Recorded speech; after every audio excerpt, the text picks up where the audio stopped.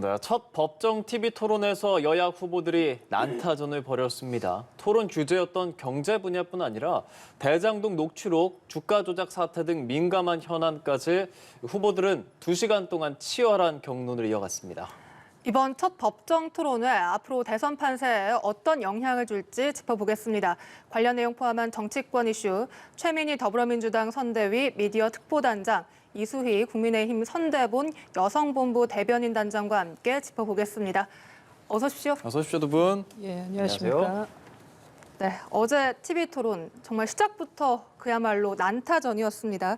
먼저 두 분 어제 토론에 어떻게 봤는지 짧게 관전평부터 듣고 시작을 하겠습니다. 먼저 최 단장님. 우선 어제 토론에서 각 후보의 준비 정도가 적나라하게 드러났다고 생각합니다. 예, 뭐 다른 개인적인 문제 이전에 경제와 관련된 기본 지식부터 그리고 현황까지 파악된 후보와 파악하지 못한 후보가 정말 극명하게 드러났고, 그리고 누가 답변 회피를 하는지 안 하는지 이것도 정말 적나라하게 드러났습니다. 어제 저는 깜짝 놀란 게 삼성전자를 플랫폼 기업으로 만들어야 한다는 윤석열 후보의 발언에 저는 정말 깜짝 놀랐습니다.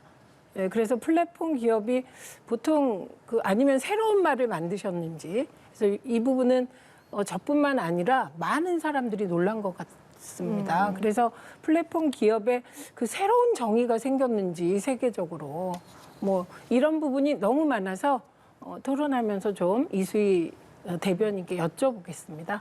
네, 이수희 대변인 단장께서는 어제 어떤 부분 좀 인상 깊게 보셨습니까? 이게 이제 TV 토론이 지지층에 대해서는 크게 영향이 없다라는 여론조사들이 많이 있죠. 이제 중도층이라든가 아니면 이제 아직 후보 선택이 안 된 그런 유권자들에게는 영향을 미치는데, 그것도 내용적인 것보다는 좀 시각적인 거라 어떤 느낌, 이미지, 그것이 더 강한 영향을 미친다고 하는데, 네. 어제 모습에서 보면은 내용을 먼저 말씀을 하셨으니까 이재명 후보께서 기축통화, 우리나라 원화가 기축통화가 될 수 있다라고 하면서 상당히 우리나라 경제에 대해서 낙관적인 말씀을 하시던데, 정말 그렇게 되면요 얼마나 좋겠습니까? 많은 세계 기축통화가 어떤 조건에서 어떤 요건에서 가능하고 그것 때문에 우리나라가 기축통화가 될 정도로 경제 기반이 튼튼하기 때문에 국가 재정에 대해서는 뭐 80%까지도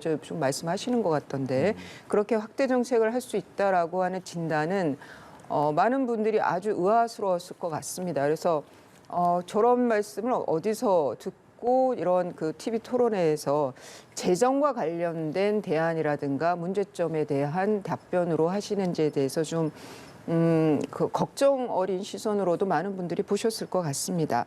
그리고 앞서 제가 말씀드린 대로 이제 TV 토론이라는 게 이미지가 상당히 차지하는 게 큰데, 뭐 이재명 후보가 심상정 후보와 이 룰 가지고, 토론 룰 가지고 신경전을 벌이고 그런 모습들은 아마 왜 굳이 그랬을까? 저는 뭐 이재명 후보에게 감히 말씀을 드리면 다음 토론회에서는 그런 모습들이 이렇게 우리나라 유권자들이 좋아하는 어떤 리더상이 상당히 좀 큰 굵직한 상들을 좋아하시는 것 같거든요. 그래서 심상정 후보하고 그렇게 이제 룰 다툼하고 이런 모습들은 좀 왜 아까운 시간을 저렇게 쓰시나라는 그런 느낌도 있었습니다. 네, 두 단장님께 간단하게 좀 여쭤봤는데 상대당 발언에 대해서 좀 짚어주셨습니다. 어제 토론회가요, 주제가 경제였습니다. 도덕성 관련해서 논쟁이 오갔고, 또 대장동 의혹을 둘러싼 두 후보, 이재명 후보, 윤석열 후보의 난타전이 뜨거웠거든요. 그 토론 발언들 들어보시죠. 윤석열은 영장 들어오면 죽어. 윤석열은 원래 죄가 많은 사람이야. 이거 들어보셨죠? 녹취록에 있는 거. 김만배의 녹취록입니다. 검찰 녹취록.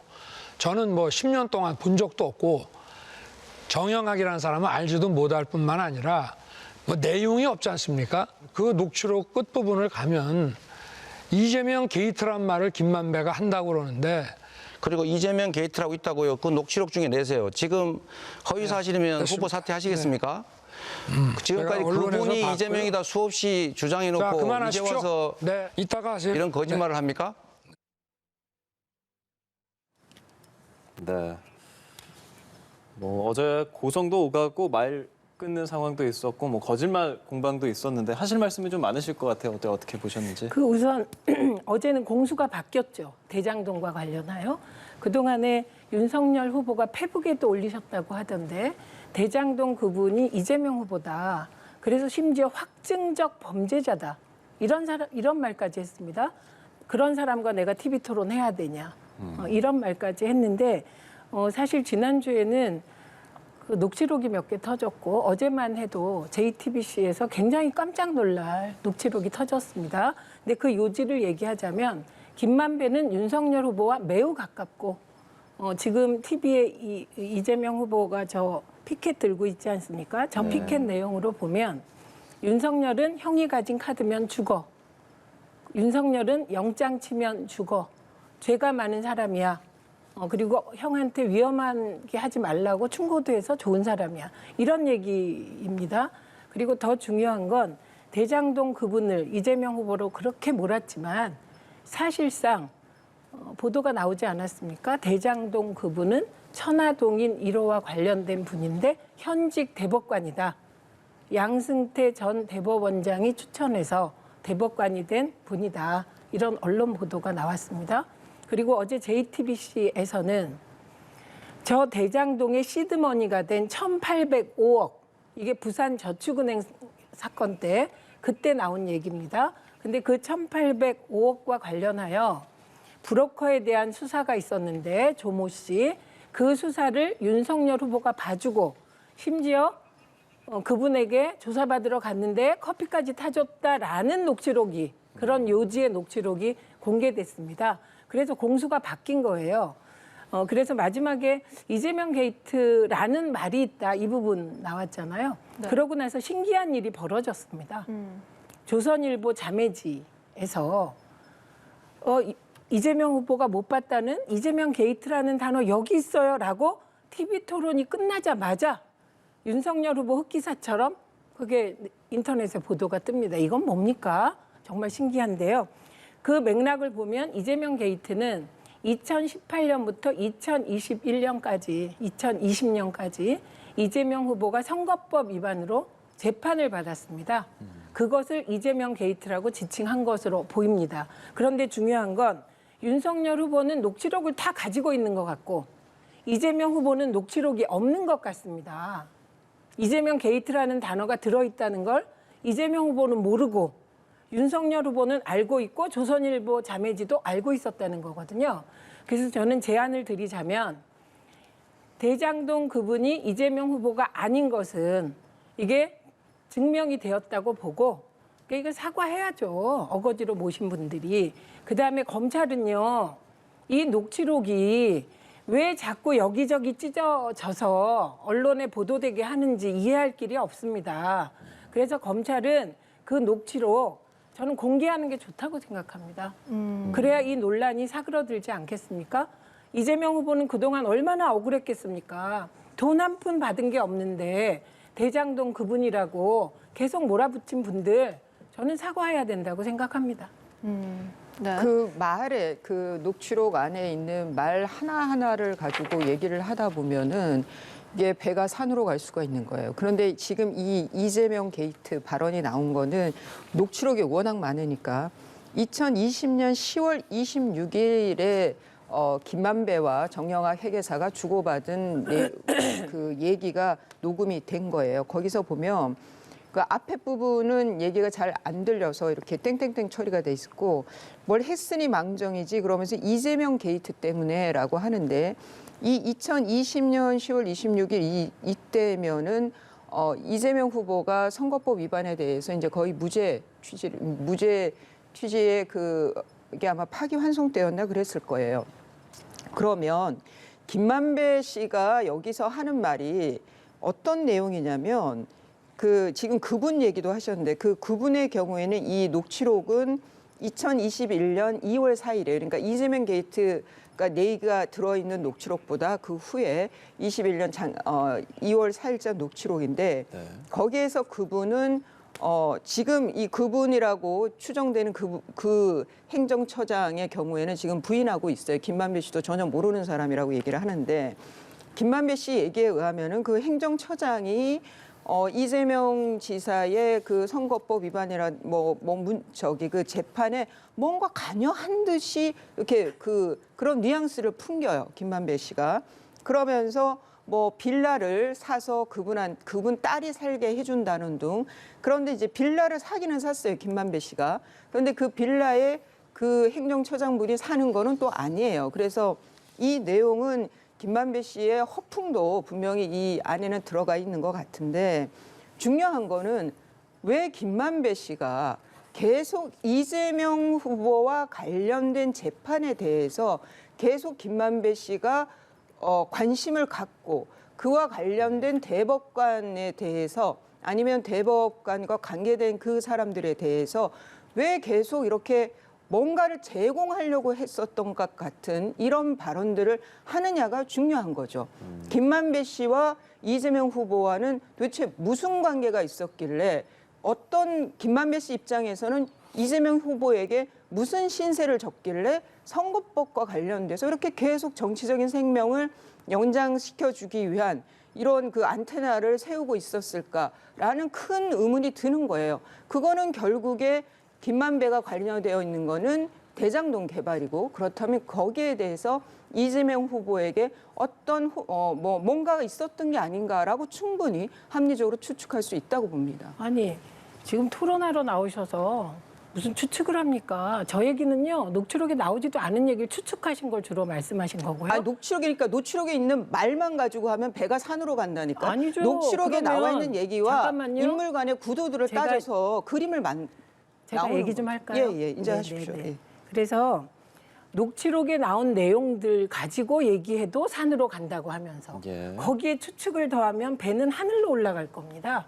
그래서 저는 최소한 제가 요구하는 것은 녹취록에 유동규가 나왔을 때는 이건 사실이라고 생각하고 마구 공격을 하고 대장동 그분이 이재명 후보라고 마구마구 공격하고 페북에다 쓰고 확증적 범죄라고 할 때는 그 녹취록이 사실이고 윤석열 후보에게 불리한 내용이 나오니까 그 허풍이 섞여 있다. 이러면 어떡합니까? 최소한 기준은 동일해야 하지 않겠습니까?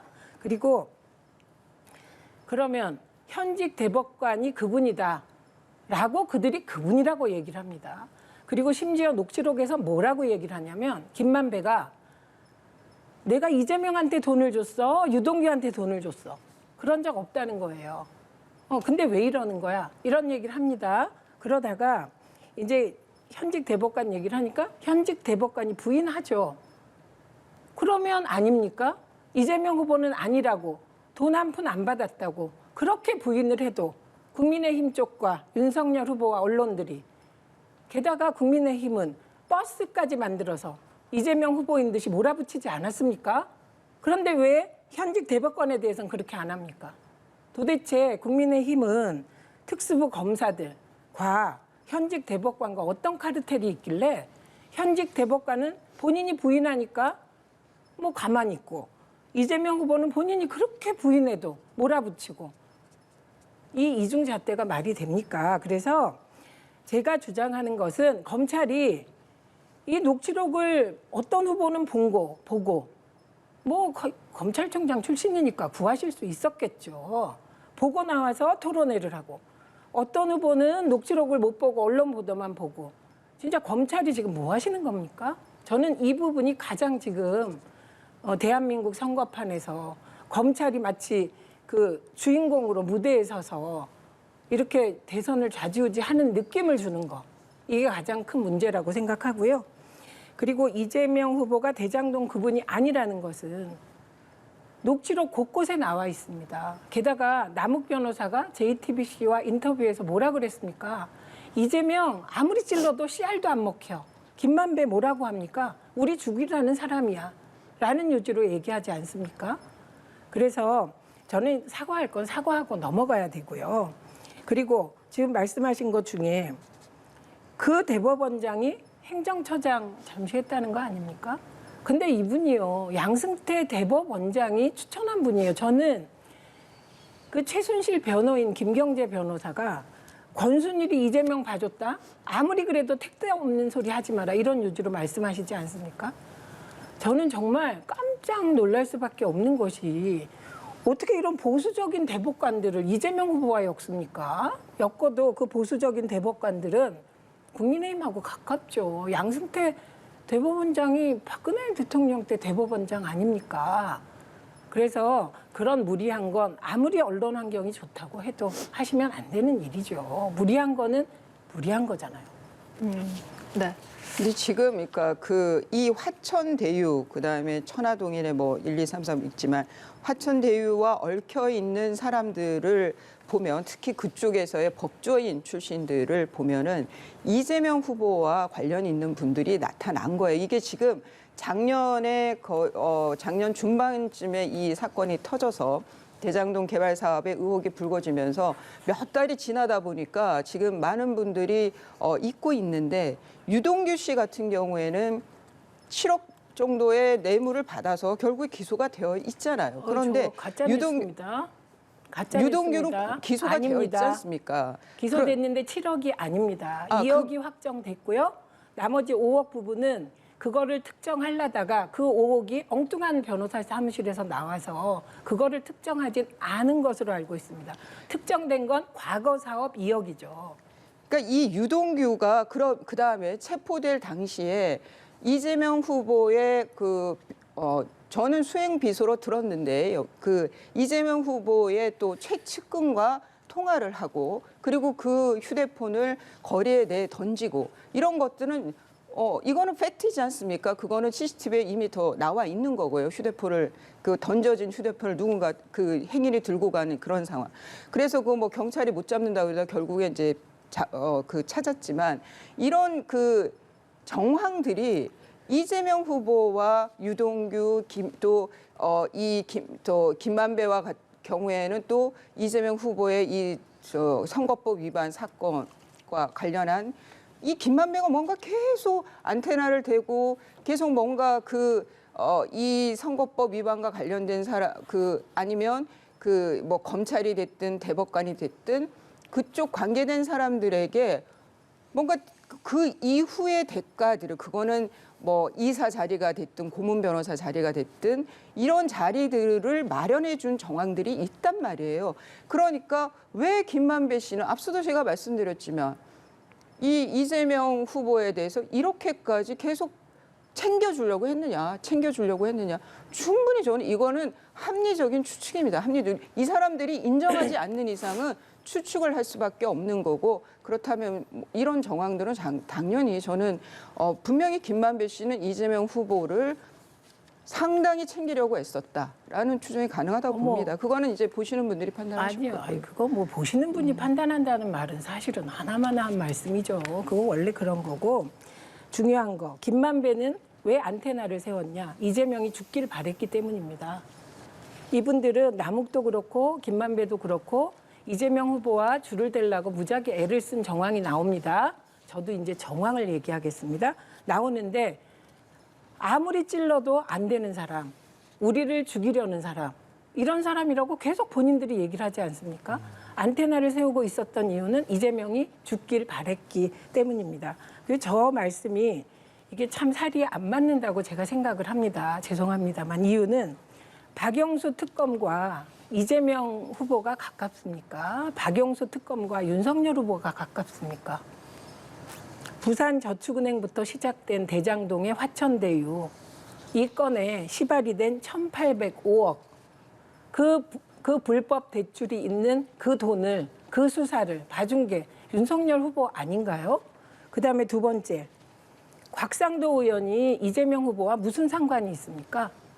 지금 박영수 특검 주변에서는 110몇 억이 간 것으로 되어 있습니다. 곽상도 의원 50억 받은 것으로 아들을 통해 되어 있습니다. 이 돈 받은 사람 곽상도와 이재명 후보가 무슨 관련이 있습니까? 곽상도는 국민의힘입니다. 그다음에 세 번째, 연희동에 있는 그 집, 안 팔리던 집, 그 집이 이재명 후보 아버지 집입니까?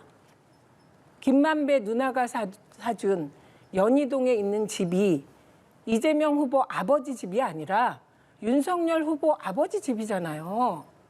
지금 특혜를 본 사람 다 나와 있지 않습니까? 박영수, 곽상도, 윤석열 후보 부친 그리고 윤석열 후보 부친 집을 산 그날이 화천 대유가 그 최초 배당한 날이라는 거 아닙니까? 그리고 김만배 누나가 하필이면 그 집을 삽니까? 이거는 보수 패널도 로또 맞을 확률이다 이렇게 얘기한 거예요. 그거에 대해서 윤석열 후보는 답을 해야죠. 왜 김만배 누나가 안 팔리던 윤석열 후보 아버지 집을 사줬는가? 이거에 대해서 답을 해야죠. 그리고 이 부분은 이게 거꾸로 생각해 보십시오. 이재명 후보에게 이런 일이 있으면 검찰이 당장 수사하지 않았겠습니까?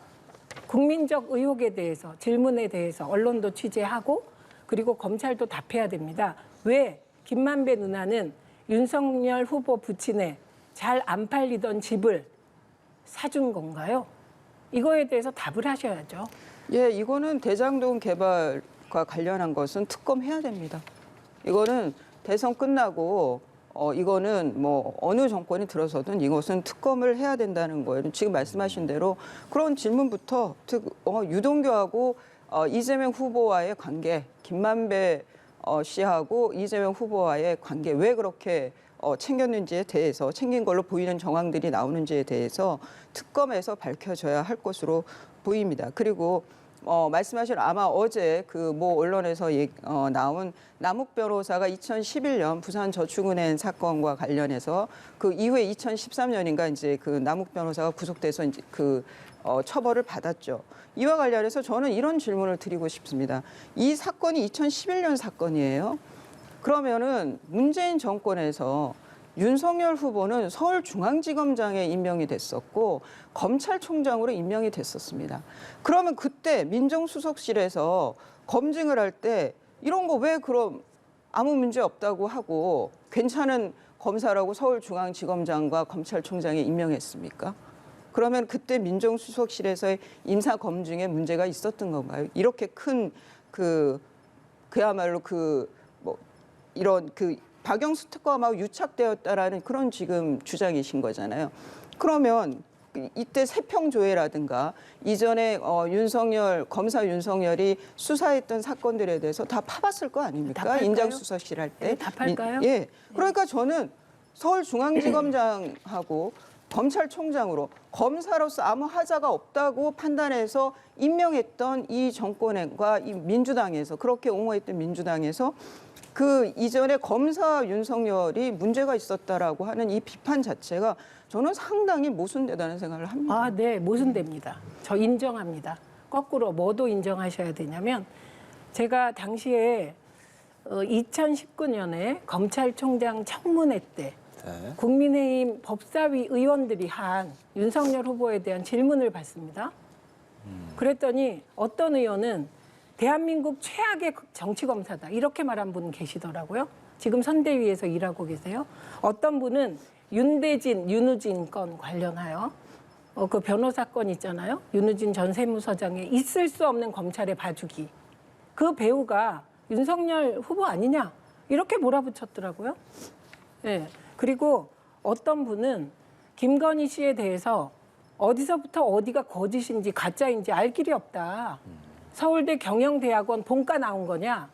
아니면 그 방계 뭐랄까요? 특수대학원 나왔느냐? 그 얘기하면서 김건희 씨 인생에 대해서 그렇게 얘기하던데요. 어디서부터 어디가 가짜인지 진짜인지.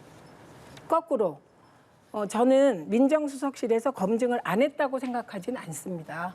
그리고 제가 취재한 바에 따르면 이렇게까지 자세히 나왔는지 모르지만 그 당시에 여러 가지 부적격 사유가 나왔다고 하고 제가 알기로는 민정수석실 일부는 반대 의견을 제시한 것으로 알고 있습니다.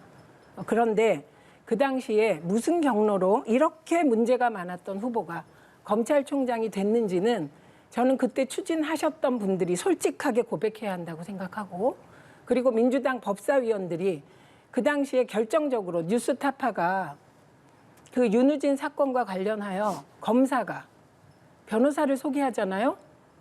그런데 그 변호사를 소개했다는 그 녹취록을 발표했을 때 민주당 법사위원들이 그거 옹호했잖아요. 그거 잘못한 거잖아요. 그 잘못한 거 인정해야죠.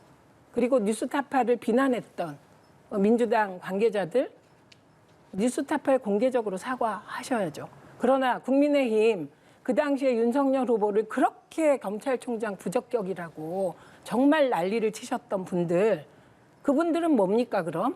검찰총장 자격은 없는데 대통령 자격은 있어서 후보로 뽑으셨습니까?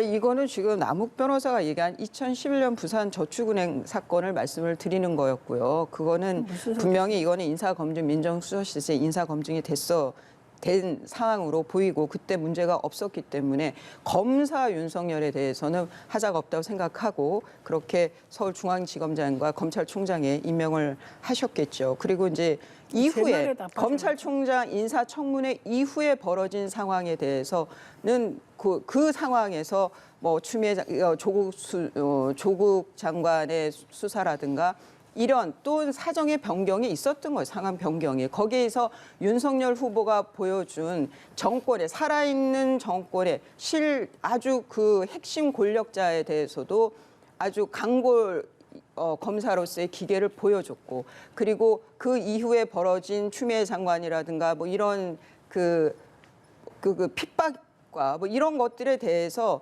윤석열 후보가 원칙과 또 이런 그 공정한 모습들을 보여줬기 때문에 그래서 많은 분들이 윤석열 후보에 대해서 저런 사람이 대통령이 돼서 그 모습 그대로 국정을 운영해 줬으면 좋겠다라고 해서 이 대통령 후보로까지 결심을 굳히고 또 제1야당의 후보가 된 겁니다. 그래서 검찰총장 때까지 검찰총장 인사청문회에서의 상황을 그대로 지금의 대통령 후보 그 이후에 벌어진 한 1년 반, 2년 동안의 상황을 고려하지 않은 그런 뭐 비판은 좀 알맹이가 빠졌다라는 생각을 하게 됩니다. 예, 제가 알맹이 채워드리겠습니다. 우선 첫째, 추미애 장관의 윤석열 총장 징계는 정당했다. 이 본 소송에서 사법부가 판단을 했습니다. 뭐라고 판단했습니까? 징계가 너무 약하다. 이거는 그 이상이 가능할 만큼 잘못된 것이다. 징계가 정당했다. 그래서 사실은 정치할 명분이 상당 부분 사라졌다고 생각합니다. 지금 두 번째, 김건희 도이치모터스 주가 조작 연루 의혹과 관련하여 전주였던 다른 한 명, 두 명이 비슷한 의혹을 받았다고 합니다. 다른 한 명은 책임을 물었대요. 근데 김건희 씨는 소환 조사 한 번 안 했습니다. 윤석열 후보는 계속 거짓 해명을 하시죠. 2년 동안 탈탈 털었다? 김건희 씨 소환 조사 한 번 안 했습니다. 살아있는 권력 수사하는 거 좋은데요. 그 김건희 씨 주가 조작 의혹 사건의 핵심은 언론이 제대로 안 알려주시는데 핵심은 2012년 김건희, 윤석열 두 사람이 결혼한 이후 2013년에 누군가 이 사건을 무마했고 무혐의 처리했다는 겁니다. 그런데 이게 다시 수사돼서 도이치모터스 주가 조작 공범들이 다 구속되어 있죠. 누가 봐줬냐? 이걸 묻고 있는 겁니다. 그래서 윤석열 후보의 공정 좋습니다. 저도 공정한 세상이 좋습니다. 그런데 그 공정은 왜 김건희 씨와 최은순 씨 앞에서 멈춰버리느냐? 이런 질문을 하고 있는 것이죠. 최은순 씨 관련해서도 최은순 씨 관련된 여러 가지 사기 사건이 이상하게 지금 시간이 얼마 안 남아서 과거에 수사조차 되지 않았다는 겁니다. 그게 재수사되어서 그나마 최은순 씨가 재판이라도 받게 된 겁니다. 누가 최은순과 김건희 씨에 대해서는 많은 의혹이 있어도 조사조차 안 하게 했느냐? 그 작동한 힘이 누구냐? 윤석열 후보에게 국민들이 묻고 있는 건 이겁니다. 왜 가족에게는 공정하지 않냐? 이 얘기하고 있는 것입니다. 지금 최은순 그 장모인 최은순 씨의 사건이 지금 두 가지가 있는데 하나는 지금 2심에서 무죄가 나왔습니다. 1심 사건에 대해서는 지금 2심에서 지금 다투고 있는 상황이고요. 그리고 지금 민주당에서 원하는 것은 김건희 씨하고 처가의 경우에 그 윤석열 후보가 검사라는 그 지위를 이용해서 봐주기를 해왔다라는 프레임을 지금 계속 그 지난해부터 계속 그런 프레임을 씌우고 있는데 지금 추미애 장관이 들어서고 나서 그 검찰에서도 도이치모터스 주가 조작 사건을 수사를 했어요. 그럼에도 불구하고 기소하는 공소장 안에도 다른 그 주범들의 그 기소 공소장 안에서도 있지가 않습니다. 그러니까 추미애 장관 하에 검찰이 어떻게 포진되어 있었는지는 많은 분들이 뭐 봐왔습니다. 그때 윤석열 후보가 실권이 있었느냐, 윤석열 검찰총장이 실권이 있었느냐 전혀 그렇지가 않았는데 그럼에도 불구하고 기소를 하지 못했다는 거예요. 그 얘기는 이런 민주당의 이런 프레임을 윤석열 후보가 후광으로 있는 죄를 덮어주고 있었다라는 이 프레임을 유지하기 위해서 그대로 사건을 처분을 내리지 않고 있는 것뿐이라는 거죠. 그러니까 저는 추미애 장관이 하에서의 검찰은 이것은 윤석열이 아무리 검찰총장이었다 하더라도 외려 더 친정권적인 검사들이 주요 요직에 포진되어 있던 검찰이었기 때문에 지금 말씀하신 그런 프레임으로 그 규정하기에는 한계가 있는 그런 검찰이었다는 거를 놓치면 안 된다는 거예요. 아니요. 김건희 씨는 도이치모터스 주가 조작 사건과 관련하여 한 번도 소환 조사 받은 적이 없습니다. 당연히 기소장에 들어갈 수가 없지요. 이게 지금 뭐 추미애 검찰 하는데 대한민국 어떤 국민이 추미애 장관이 검찰을 장악했다고 생각합니까? 그러니까 늘 사실대로 말씀하셔야 하는 겁니다. 저는 궁금한 게 왜 이 도이치모터스 주가 조작 사건 관련자들은 2013년에 무혐의 처리됐다가 이제서야 구속됐느냐? 2013년에 봐준 검사가 누구냐? 이거 매우 궁금합니다. 예, 오늘 두 분과 열띤 토론 나눠봤습니다. 오늘 말씀 고맙습니다.